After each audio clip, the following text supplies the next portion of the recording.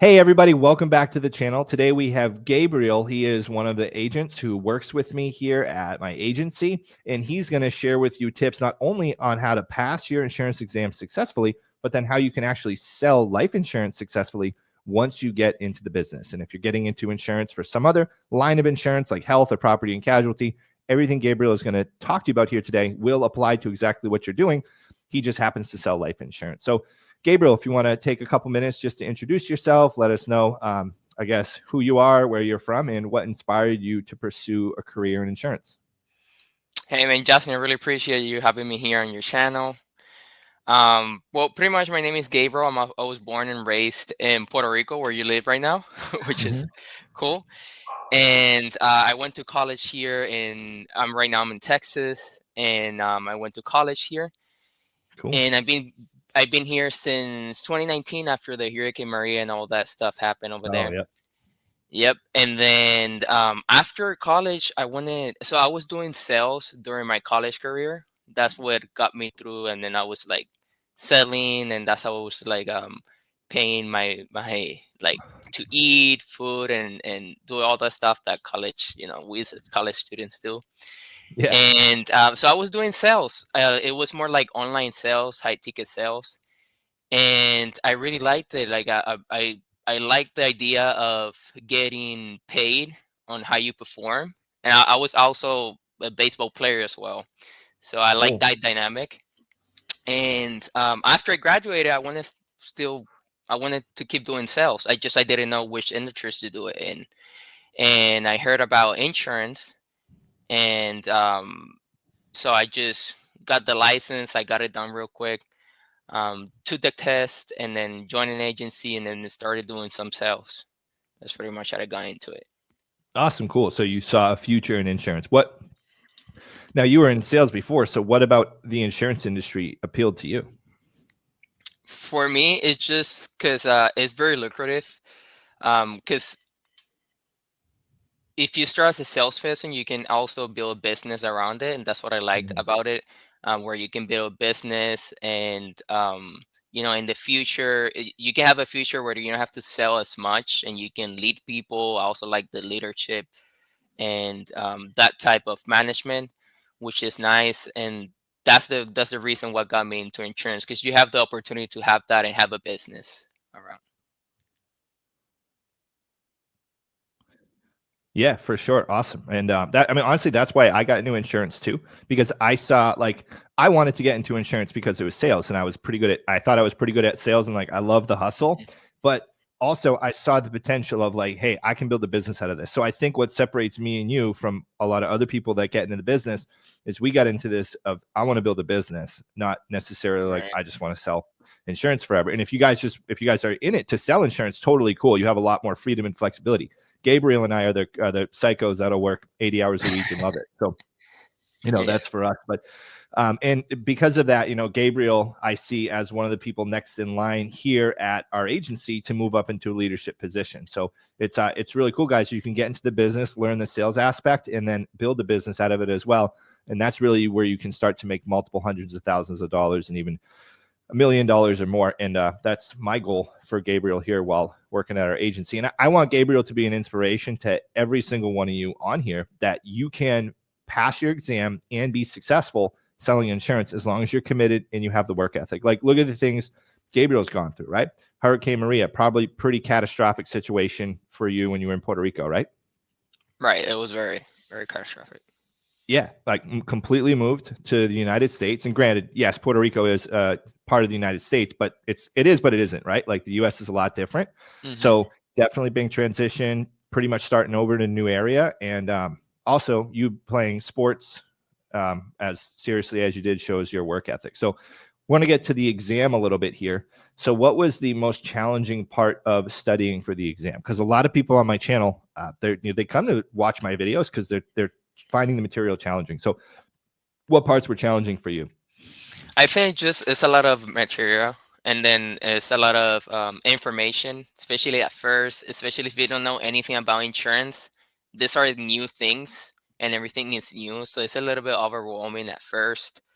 And I think what happened to me is that you will think it's like very easy, oh, it's just a license. I'm just gonna put like 1 hour a day or 1 hour a week or something like that, and then that you're gonna pass it somehow. But you know, you need to study. Um, and I think what that's why most people happen is like they don't think they have to study as much as they like you have to in order to like pass the test.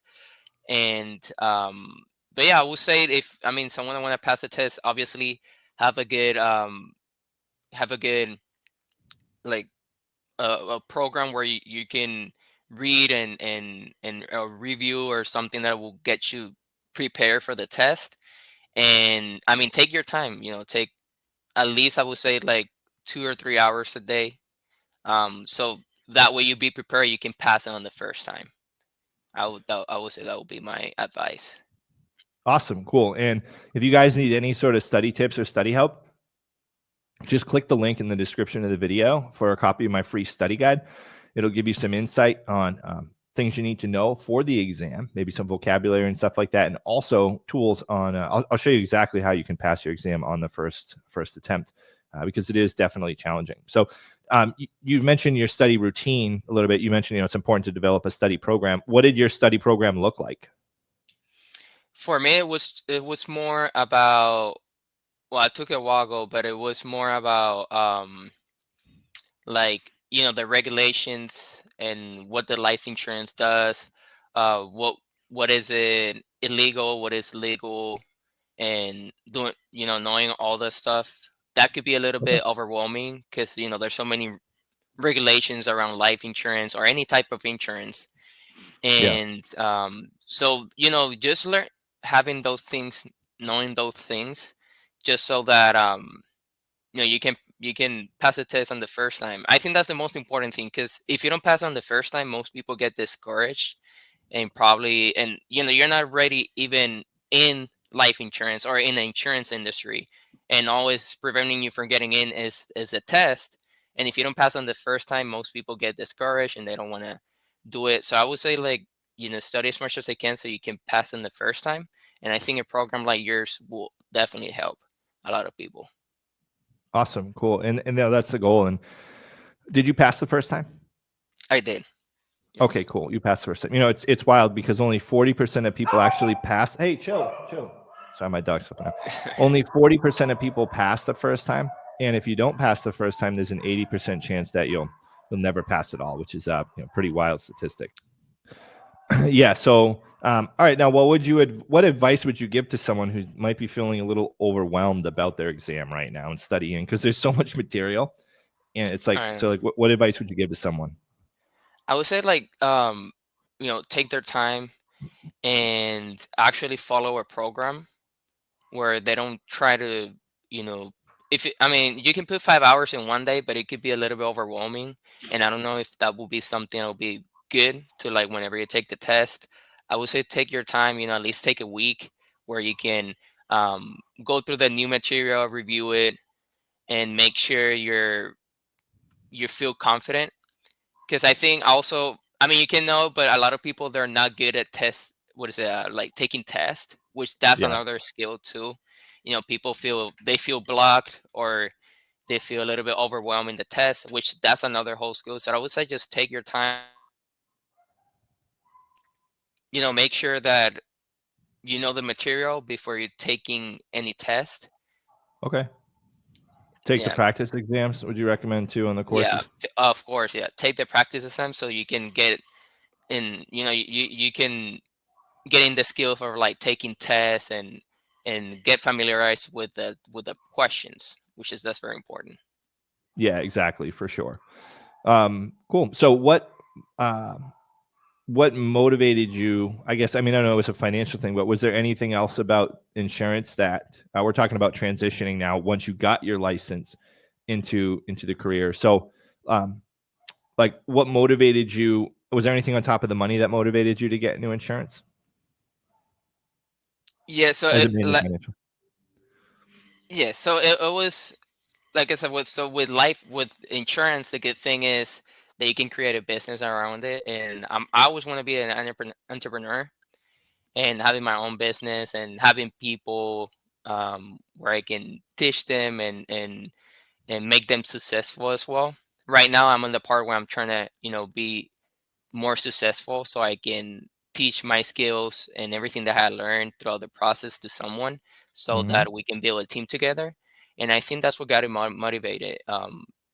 Just having a business around it and having a lucrative business in this industry, which is, I think it's anyone who can get in this business, I would say like, put a lot of effort into it, but it's definitely worth it. Awesome, cool. Now, how has insurance changed your life? Like, how has getting into this changed things for you, or helped you see a future, a different future, and things like that? Mostly it's mentally. A lot of people, in order to sell insurance, you need to have a good mentality. It's not easy, especially at first. It's a lot of rejection, and a lot of people are not used to it. Also, it's a business where you're not gonna get paid for showing up. You also have to perform. Yeah. And people, if they're not used to having that sort of environment, I was in baseball, which in baseball is one of those things that out of 10 at bats, if you get 3 hits, you're a Hall of Famer, right? Yep. And and same here, right? You're getting a lot of calls, a lot of rejections, and then you get 1 or 2 sales a day after 10 hours or 12 hours of working. You had a good day. You had a good day. And I think a lot of people that have that mentality, maybe when they are after the fifth rejection, they're thinking like, oh, like I'm doing something wrong, or this is not right, or I'm not doing it right, and they get discouraged real quick. And I think they have to like have the mentality of like going through their rejection, trying to get better, and just going every day at it every time. Yeah, I love that. And a question I used to ask people, um, before I brought them on the team was, what was the biggest thing they've ever overcome in their life, and how they do it? Because, Right. like, if I only asked that because I went through like some crazy stuff in my life. I was homeless and addicted to drugs, and no money, nothing, jail, the whole thing. And Hmm. it was like, I got through all that, and because of that, like, people can give me rejection on the phone, and I don't care. I like laugh, because it's like, it does. I'm Right. just desensitized to like the Hmm. traumatic, emotional stuff. So I know it's like, especially if someone played sports for a long time, they have a similar thing, because you're used to losing every now and then. Like, Hmm. you're used to getting challenged. If you're batting, you're used to like going up against the pitcher. You're like, some guys who are really really good, you're probably like, there's no way I'm gonna like hit this ball. I can't even like, I don't even see it leave his hand, and I hear it in the catcher's mitt. Like, Right. how am I gonna do this? So like, and we know what it's like to go up against big, confront demons, I guess we could say. So if I talk to someone and they're like, well, I don't know, I guess like maybe my grandma died when I was younger, it's like, okay, well, that's like Yeah. normal stuff that everybody deals with. So like, I always used to ask that question, because it would help me see, okay, do I have, like, Josh Cribb? So this kid who works for us, he actually is Gabriel's coach here and mentor. Coach. Yeah, his coach. When I asked Josh that question, he was like, well, I had a landscaping company, and it went under, and I lost everything, and now I'm here pushing. So I was like, okay, this guy got like beat into the pavement during COVID, when everybody wanted to mow their own lawn because they were home, right? So, Hmm. and then he came back from it. So guys, like, that doesn't mean if you haven't been through something like a big experience that you can't do well, or if you didn't play sports for a long time, you can't do well. But just keep in mind, like, if you're not used to getting rejection, and you're not used to feeling defeated over things, then like, it's hard to do. And also, your why has to be really strong. Like, I can tell how passionate Gabriel is about his success and about his entrepreneurial growth, because the only way you're going to figure out the how is if your why is strong. It's not about the strategy. Everyone fails their first time. The first time doing it, you're going to mess up. You're going to make a million mistakes, and you're going to suck at it. But if your why isn't strong enough, you're going to give up. If your why is strong enough, you're going to say, okay, cool. How did I want this so bad. I don't care that I failed. I'm going to analyze what I did wrong, come back again, hit it again, fail again. And then I'm going to come back again and fail again and fail again and again and again and again and again until you succeed. And that's why Gabriel's on the path that he's on. And that's why I know he's going to be very, very successful in this business, and really any business he goes into. So Yeah. And what also, are, Justin, like for yeah, me, I'm very competitive too, and I come from a baseball background. And I remember before you joined your agency, there was a lot of so I was selling face to face, but then I wanted to get into telesales because that's what I Hmm. was seeing. Everyone is trying to move to telesales, and Hmm. there was some agencies that I would just call, and because of my accents, they would just say, "Man, you have an accent. They're just gonna hang up on you." So I think you should keep it. Keep doing face to face, and just because of that, because they told me like, you're not gonna do good. Yeah. It got me more motivated into like, "Oh, yeah, I'm gonna do this. I'm gonna try and succeed." So I think having that mentality, like no matter what everyone tells you, if you want it, just keep like do it, and that's what I did. I just all right. I mean, I'm not gonna do it with you, but I'm gonna find someone else which is gonna help me. I'm gonna succeed, like, and that's where I found you. And thankfully, I had a week with I had 14,000 in sales, which I didn't Hmm. even like. I was shocked when I saw that number. I never thought I was gonna do that ever. Me before the average was like $3,000 to $4,000 a week, and this one I did $14,000 in AP, and that's where you have to say like, all right, so I can do this. That was like my first realization that I can actually do this, and it was awesome. And you look back to those guys that said, "Oh, you have an accent, you cannot do it," or maybe you're not good enough. But I mean, it's all mentality. You have to go for it. Yeah, exactly. And and a lot of times when people say things like that, it's because they have limiting beliefs of their own. They're Hmm. like, "Well, I can't do this because of that," And Right. like we all have challenges. Obviously, yeah. Okay, would it be a little bit more challenging if you have an accent? Maybe, but that doesn't mean you can't do it, right? It's like Right. one of our most successful agents. He's Haitian, and he very super thick accent, like sometimes really hard to understand, but he used it to his advantage, right? So sometimes we all have things. And like when I started my business, I didn't have any money. I had no Hmm. money. I had credit cards though. I maxed them out, So it was like, we find ways. You either find ways to do it or you quit. And that's just, I can tell you have a winner mentality there. So what are the most important skills that someone should develop when they're getting into this business? Communications, I would say. You have to be very and have the confidence when you're talking, because especially on the phone, people can hear it if you're not confident. And Hmm. obviously, we're calling this people and we're asking them for their bank account and also for the social security. So if you're not confident, then they can smell that, or they can sense it, and you're not going to get the sale. And especially me, since I have an accent, I have to be even more confident, because Hmm. if probably if you're gonna if you get scammed from someone, it's probably the stereotype is like someone with an accent, or Yeah, yeah. being nervous and all that. So I have to be more confident, and actually just even if you don't know what you're doing, at least making it feel like you know what you're doing, right? Especially at first, because obviously you're not gonna know everything, especially at first. But just just going through it confidently, I think you have find a lot of success. So being just having communication skills and being very confident on the phone, that's definitely gonna take you a long ways. Awesome, cool. And I think what happens with the confidence thing, and I've heard your confidence transform since when you started until now on your calls. It's really cool to see the transition and Mhm. hear the difference. Confidence is important, guys, because if it's like sometimes how people who are shy are taken for being like rude or stuck up or something like that.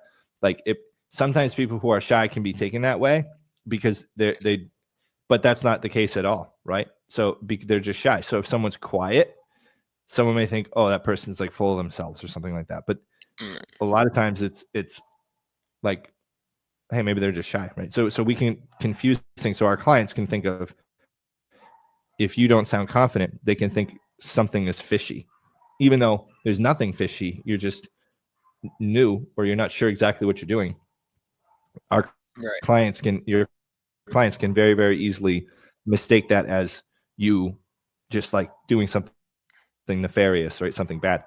And we sell over the phone. So that's even more important. Here at my agency, we provide all the clients for our agents. So our agents essentially hop on the computer from home, just like Gabriel and I are home right now, and they start making calls through a computer program. So since we're selling over the phone, it's a little bit more challenging. If anybody wants some information on working with us here and working with me and Gabriel, just shoot me I have a link in the description of the video that you can click on as well for potentially working with it. So and also if you could go back to when you started, Gabriel. Yeah, go ahead. Yeah. Yeah, I was just saying, like, also, in order to get confident, you just have to do a lot of reps, right? That's how you get confident in the process. Just doing it and keep doing it, just giving the calls, and then doing the intro, going through your rebuttals. That's how you get confident in the process. So at the beginning, obviously, you're not, like I said, you're not, you don't know what you're doing at first, but once you keep doing it and then doing it, 100 times a day, that's when you start getting confident. Then your sales are gonna happen somewhere or another. Yeah, exactly. It's like when you went up to bat in baseball, did you do the same thing every time you went up to bat? Oh yes, Same like routine before in the batter's box? before going to a game, if I didn't practice that week, we would have games on the weekend, and then if I didn't practice that week, I wouldn't feel confident in the box when I was just trying to hit. I need to have my reps before going to the game and actually practice in order to feel confident. Yeah, and also too, what I mean by that is, like, if you guys, so we follow a script here, and when you're selling, you want to follow the same process every time. So I see a lot of baseball players on TV when they're in the batter's box, they do the same thing every time. Like they'll tap the home plate the same way, and they'll bring the bat up and wiggle it the same way, and adjust their helmet or something the same way. Their wrist strap. So like people usually have those same routines because you want to do the same thing every time. So if you went in the batter's box and did something different every time, it would probably throw you off. So when you guys get started, you definitely want to make sure that you follow the same sales process every time. That way you can get really good at one thing and you're not just winging it. So, cool. So after you got licensed, how did you land your first client? How'd you get your first sale? Do you remember? Yeah. So my first sale, I was doing the application. I didn't know what I was doing. I had to call my upline like 10 times. Because you get so scared, you don't want to push a button where it just mess up your sale or anything like that. But I was lucky that the guy was very patient, and he was talking a lot too. So I was just trying to like talk back with him, so I can take my time to like fill out the application. And but at first, that's why I like about SLS is that you can see your upline selling as well, and you can, just do what they're doing. You can hear what is that is working for them, and just apply it to yourself. And in sports, you do the same thing. Just look at the best guy, look what he's doing, and then try apply it to yourself. Here in sales is no different. And here the uplines are really good at what they do. So once you can hear them and look what they're doing, you can apply it to yourself, and it's gonna work. You just have to practice. But I'll say the first time, since you don't know what you're doing, or it's the first time you're selling or talking with someone, filling an application, taking their meds, taking their health. It's like a lot of things going on at once. Yeah. And it could be a little bit overwhelming. But then after you do it a couple of times, you get used to it. It's like everything, right? That's why the reps are so important in this business at first. Exactly, for sure. So get the reps in, guys. Not only in your course, you want to study whatever you're studying right now. You want to make sure you go through the material a bunch of times. Click the link in the description for a copy of my free study guide if you'd like help passing your exam, and get the reps in as well once you get started selling. So we wish all you guys a happy, prosperous career selling insurance. I know you can do it. This insurance exam is the only thing standing in your way from you making $100,000, $200,000, $300,000, $400,000, $500,000, $1 million or more in the insurance industry. And if I can do it, I know you can too. Thank you, guys. You want to make sure you check out this next video coming up. It'll help you pass your insurance exam on the